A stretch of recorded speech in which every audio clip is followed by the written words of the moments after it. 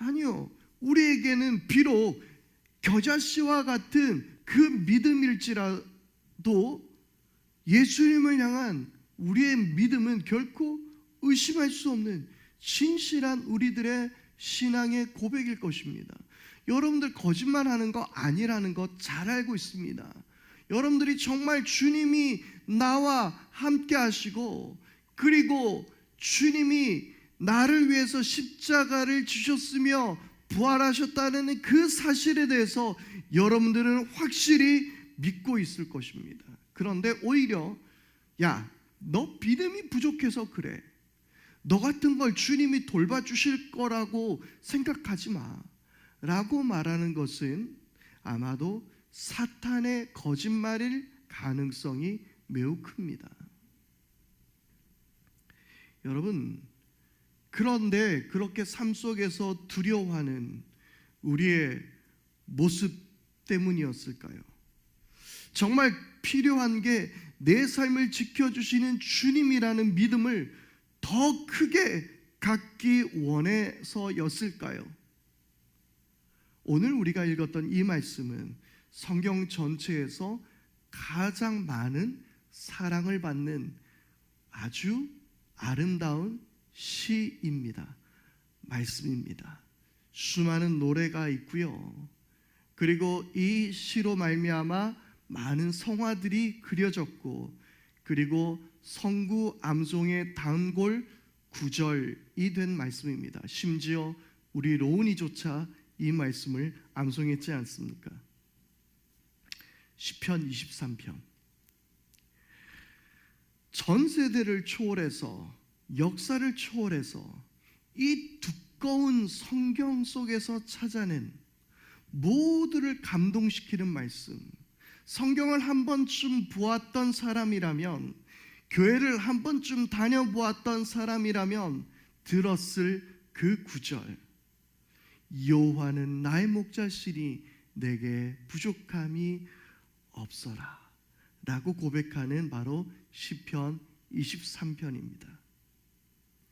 또한 찬양하는 사람, 이스라엘의 노래하는 이였던, 하나님 마음에 드셨던, 성경에서 이야기하는 최고의 예배자, 바로 그 다윗이 지은 수많은 노래 중, 그 시편 중 다윗 하면 제일 먼저 떠오르는 시편 구절이 있다면 바로 이 시편 23편일 것입니다.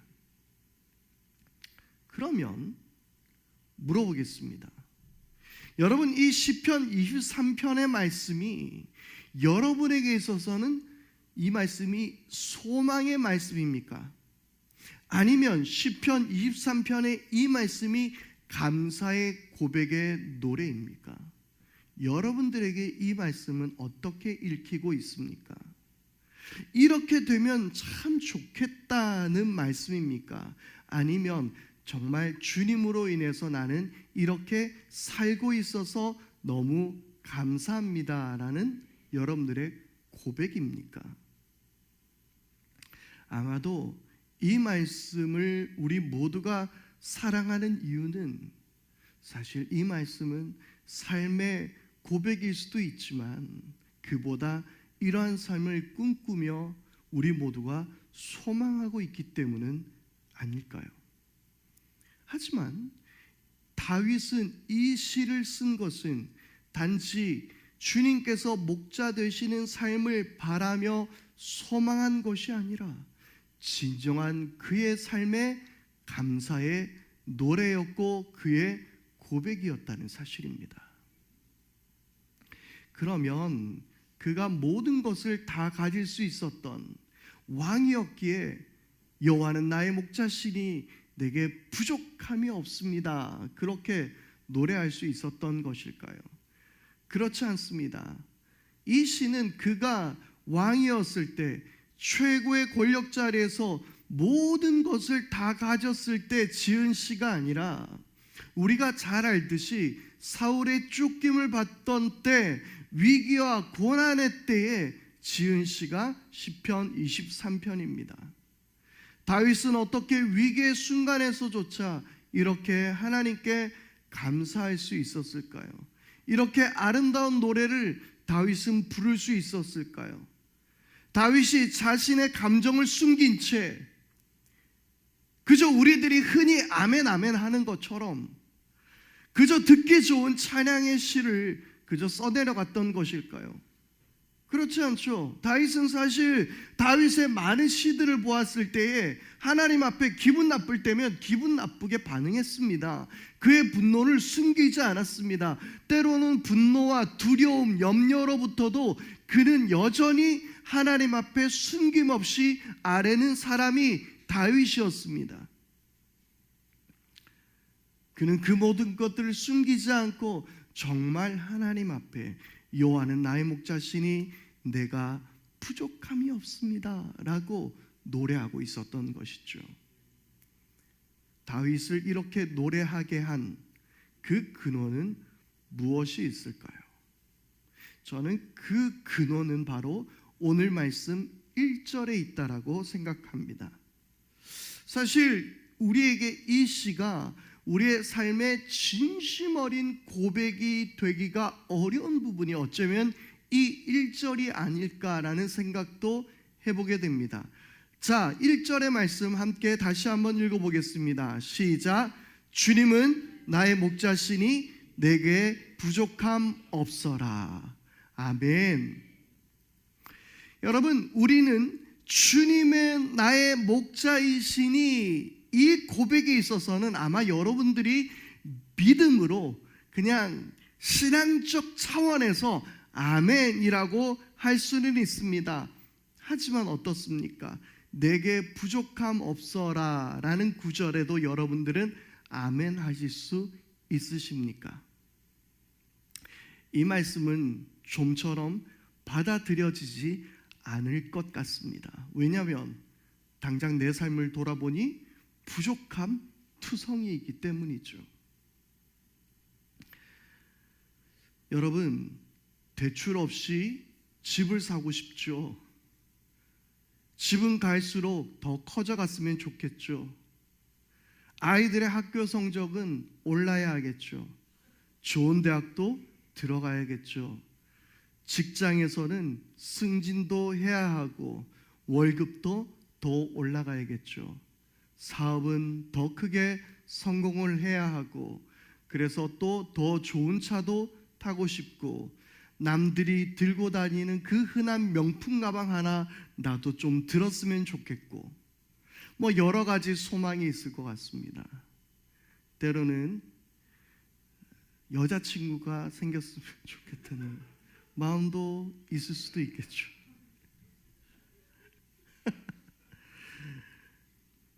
우리는 얼마쯤 있어야 내게 부족함이 없습니다 라고 고백할 수 있을까요? 얼마면 되겠습니까? 그런데 인간의 욕망은 끝이 없습니다. 더 많이 가지려고 애씁니다. 순양 자동차, 순양 전자, 순양 증권, 순양 물산 자꾸 더 많은 것을 가지려고 애쓰는 것이 인간입니다. 야, 백화점 하나 있으면 얼마나 좋을까 하겠지만 거기서 멈추지 않는 것이 인간의 욕망이더라고요. 그러나 이 시대를 초월한 오늘의 이 말씀은 이렇게 고백합니다. 주님은 나의 목자시니 내게 부족함 없어라. 여러분, 이 말씀이 살아있는 오늘 우리의 고백이 되기 위해서는 이 말씀 어디에다가 방점을 찍어야 하는가를 잘 알아야 합니다. 내게 부족함이 없는 이유가 주님이 목자 되셔서가 아니라 주님이 나의 목자 되시니 그러므로 나는 부족함이 없다라고 고백해야 하는 것입니다. 방점은 그러므로 내가 부족함이 없다가 아닙니다. 주님은 나의 목자라는 것입니다. 다윗은 목동 출신입니다. 그는 목자였습니다. 그래서 양의 습성과 목자의 중요성을 누구보다도 잘 알고 있었던 사람입니다. 목자는 양을 돌보는 사람이지 양을 잡아먹는 사람이 아닙니다.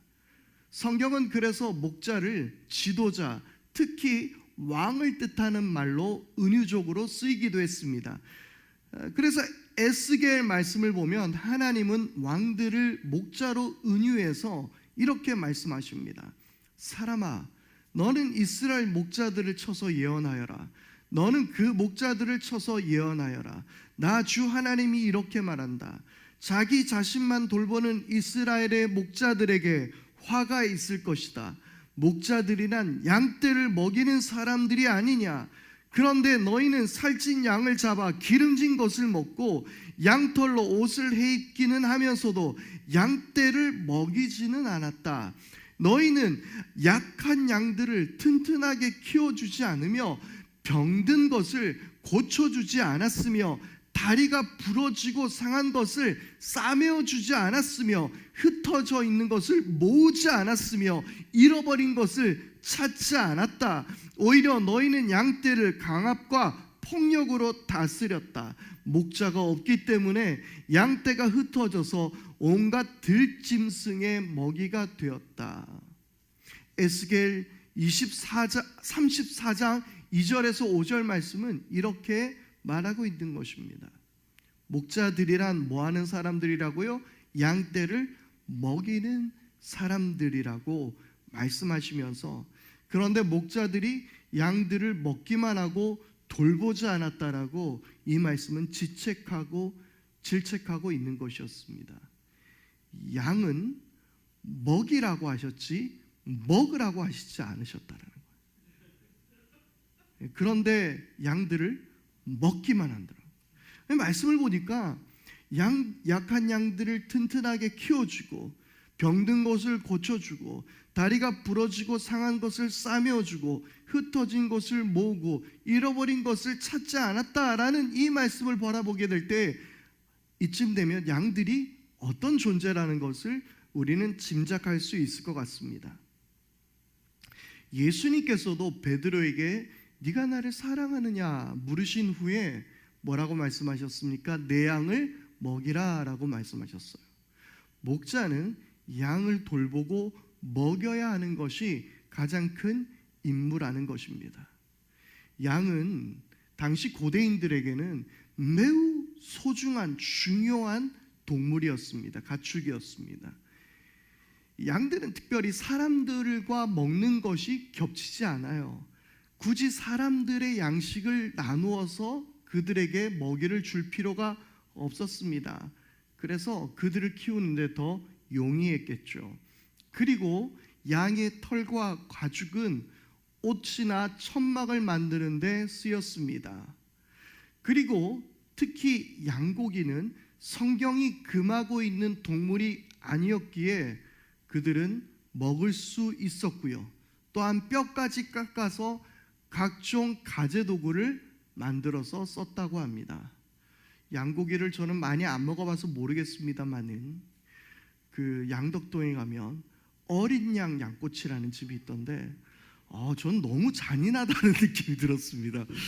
이 어린 양 양꼬치, 네, 그런 집이 있더라고요. 네, 맛집으로 좀 유명하긴 하더라고요. 어쨌든 뭐 그들에게 있어서 양고기는 그렇게 쓰인 것 같습니다. 또한 종이 대신 쓰였던 양피지, 그렇게 성경을 기록했던 이 양피지가 바로 양의 가죽으로 만든 것이었습니다. 그 밖에도 양은 여러 부분에서 쓰임이 큰 동물이었습니다. 그런데 앞서 말씀드렸던 에스겔의 말씀도 보아서 알만하시겠지만 양은 매우 손이 많이 가는 동물입니다. 양은 대체적으로 지능이 낮다고 합니다. 그리고 시력이 매우 약합니다.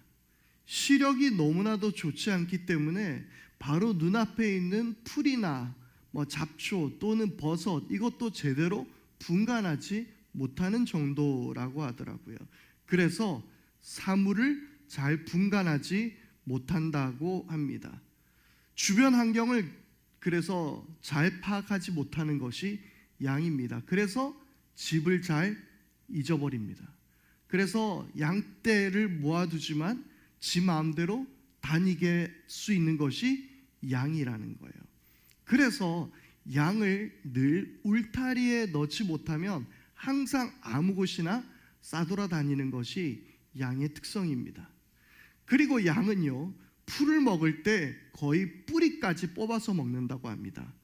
그래서 이 풀만 뜯어 먹는 것이 아니라 그 뿌리까지 먹기 때문에 목자가 양떼를 이곳저곳으로 잘 이끌어 다니지 못하면 한 장소에 그들이 오랫동안 있었을 때는 그곳이 초토화가 된다고 합니다. 또한 그들은 겁이 많습니다. 떼거지로 모여 있어도 적이 나타나면 그저 패닉에 빠져버려가지고 자기들끼리 좌충우돌하며 우왕좌왕하는 모습을 볼 수 있다고 합니다. 그들은 특히 객과에 속한 동물들에게는 본능적으로 두려움을 느낀다고 해요. 그래서 양치는 동물을 뭘로 사용하죠? 개들을 사용하는 거예요. 이 양들은 개를 본능적으로 두려워해요. 그래서 심지어 다른 짐승들이 그 배설물을 흘려놓은 곳에 그 풀들을 뜯어먹기도 하지만, 그런데 늑대나 이 객과 동물들이 볼일을 본 이 풀들은 근처에도 안 간다고 할 정도라고 합니다. 그리고 말씀드렸던 대로 무엇보다 이 양들은 머리가 그렇게 좋지 않다고 합니다. 포유류 가운데 몸집에 비해서 뇌 부피가 가장 큰 동물이지만 포유류 중에서는 지능이 낮은 편이라는 거죠. 이것으로 봐서 우리는 추측할 수 있는 것이 머리가 크다고 머리가 좋은 것은 아니더라는 이야기입니다. 양들은 머리는 크지만 머리는 그렇게 좋지 않습니다. 자, 그래서 양들에게는 목자가 너무 중요합니다. 적들에게도 노출될 수 있으며 적들을 만났을 때도 어디로 도망갈지 몰라서 우왕좌왕하며 길도 잘 잊어버리고 먹을 것도 제대로 잘 못 먹는 그러한 양들, 물론 양이 어느 정도 개량이 되어서 지금 털이 많이 자라는 그 양으로 되었다라고 하는데요, 그래서 양들을 제대로 깎아주지 않으면 막 수십 킬로가 될 정도로 양 털이 찐다고 합니다. 양이 찌는 게 아니라 털이 찐다고 하죠. 그래서 이 어느 나라에서는 양의 털을 정기적으로 깎아주지 않으면 동물 학대죄로 잡혀간다고 합니다. 그 정도로 사람 손이 많이 가는 것이 양이란 말이에요. 목자 역할이 중요합니다. 그런데 다윗은 뭐라고 이야기하고 있습니까? 하나님, 완전하신 하나님이 목자라고 고백하고 있는 것이죠. 완전하신 하나님이 목자이시니 부족함이 있을 수가 없는 것입니다. 우리의 부족은 하나님으로부터 감사하지 못하게 합니다. 늘 우리로 하여금 불평하게 만듭니다. 그런데 뒤집어서 생각해 봐야 합니다. 여러분, 우리 가운데 만약 부족함이 없다면 어떻게 되겠습니까? 여러분들에게 부족함이 없다면 감사로 넘칠까요? 그렇지 않습니다. 부족함이 없으면 감사도 없습니다. 부족함이 없다고 고백할 수 있는 것은 모든 것이 채워지지 않았던 부족함, 궁핍함을 경험해 보았던 자만이 내게 부족함이 없다라고 고백할 수 있으며 감사할 수 있는 것이죠. 다 채워져 있는 이에게는 부족이란 것이 무엇을 의미하는지조차 모릅니다. 그저 자신의 삶을 당연함으로 여기게 됩니다. 그러나 부족함을 아는 사람에게는 나는 부족함이 없어라라고 노래할 수 있게 되는 것입니다. 감사할 수 있는 것이죠. 여러분, 부족함을 아는 것이 우리에게 축복인 줄 믿습니다. 우리가 흔히 아이들을 키울 때도 그렇게 말하지 않습니까? 아이가 달라는 것 이것저것 다 해주면 야, 버릇 나빠져. 그 말은 뭘까요? 감사할 줄 모르고 이것저것 다 누리니까 그저 이것이 당연함으로 느껴지게 만든다라는 거예요. 여러분, 우리의 삶에 하나님께 감사할 수 있는 것은 어쩌면 우리의 삶에 부족함이 있었기 때문이 아니었을까요? 그러므로 오늘 말씀에 주님은 나의 목자이시니 내게 부족함 없어라, 이 말은 무엇보다 지금 주어진 나의 삶에 만족한다라는 의미입니다. 목자가 내 주님이시니, 여호와 내 하나님이시니 내게 주어진 모든 것에 나는 만족합니다. 주님, 나는 이것으로 충분합니다. 우둔한 나, 지혜 없는 나, 똑똑하지 못한 나보다 나를 더 잘 아시는 분이 내 목자이시니 나는 이것으로 감사합니다. 이렇게 고백하는 것이 바로 여호와는 나의 목자시니 내게 부족함 없어라라는 고백인 것입니다. 양은 지혜가 없습니다. 양은 우둔합니다. 그러나 목자를 신뢰하면 양은 그렇습니다, 내게 부족함 없습니다 라고 노래할 수 있게 되는 것이, 내게 내 삶 가운데 주어진 것이 무엇이 있을까? 나는 무엇이 있기에 내가 부족함 없다라고 말할 수 있을까? 거기에 우리의 시선을 두는 것이 아니라 내 목자가 주님이시다라는 확신과 믿음이 여러분들 가운데 가득 넘쳐날 수 있게 되기를 바랍니다. 주님이 우리의 목자가 되십니다. 그러므로 양들은 목자를 온전히 신뢰해야 하는 것이죠.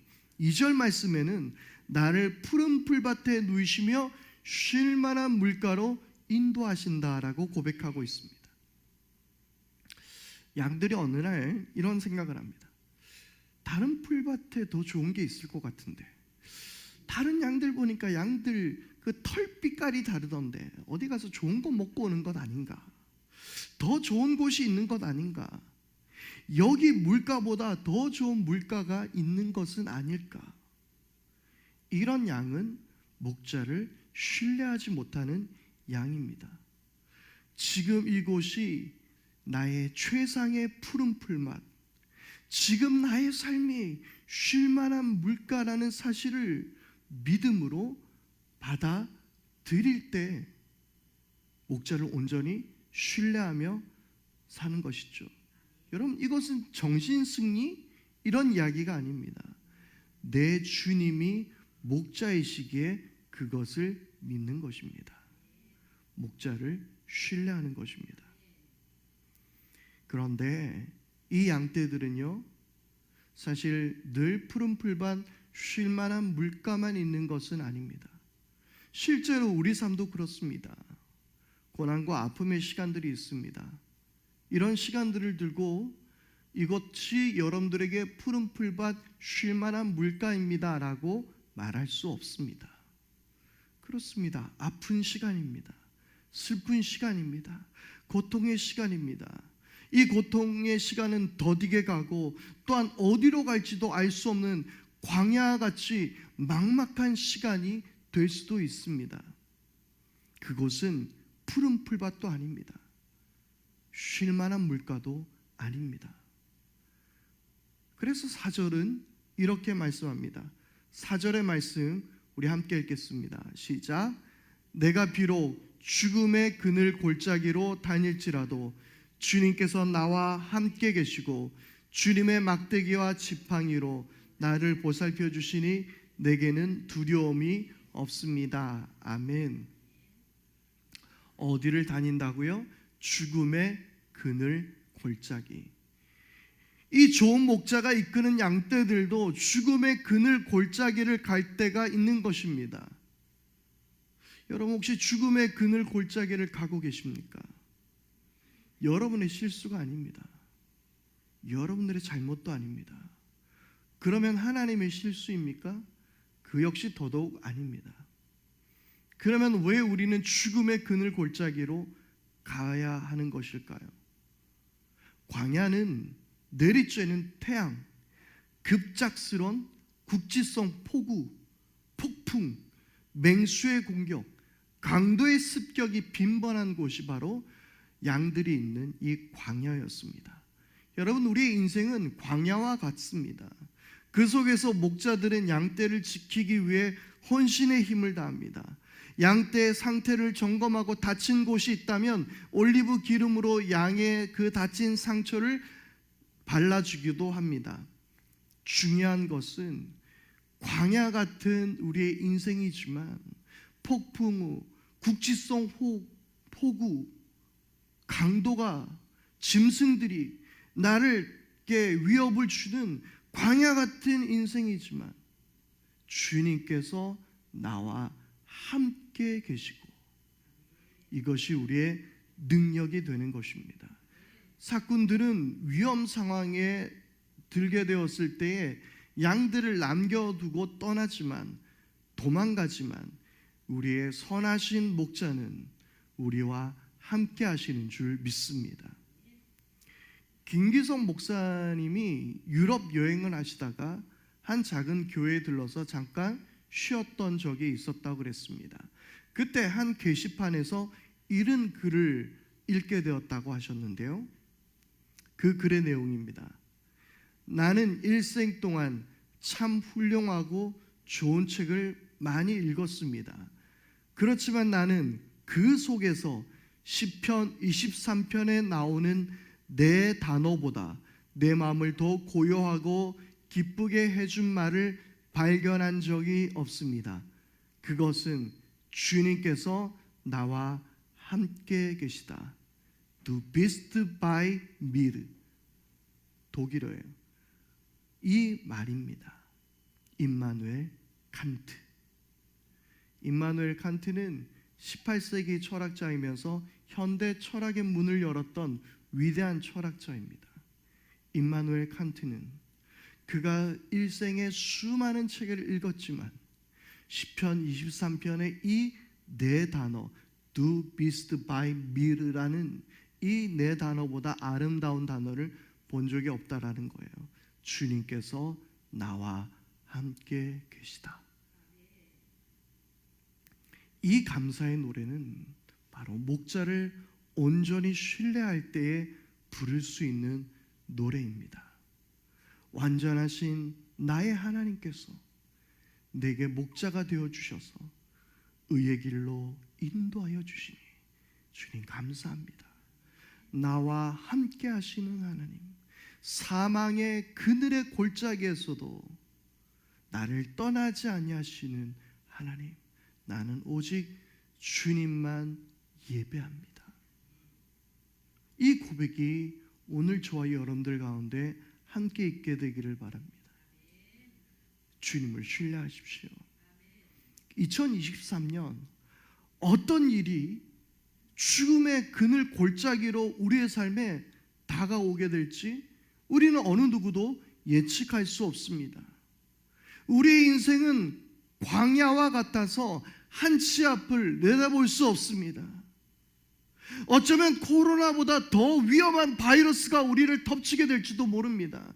더 큰 변이가 세상을 떠들썩하게 만들지도 모르겠습니다. 남북 간의 관계가 더 심각하게 상황으로 치닫게 될지도 모릅니다.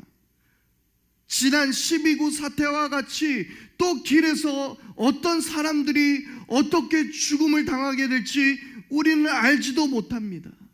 어쩌면 경제적으로 더 어려운 시대를 지나게 될 수도 있습니다. 어떠한 상황이 우리 앞에 놓인다 하더라도 오늘 여러분 모두가 주님만을 신뢰할 수 있게 되기를 바랍니다.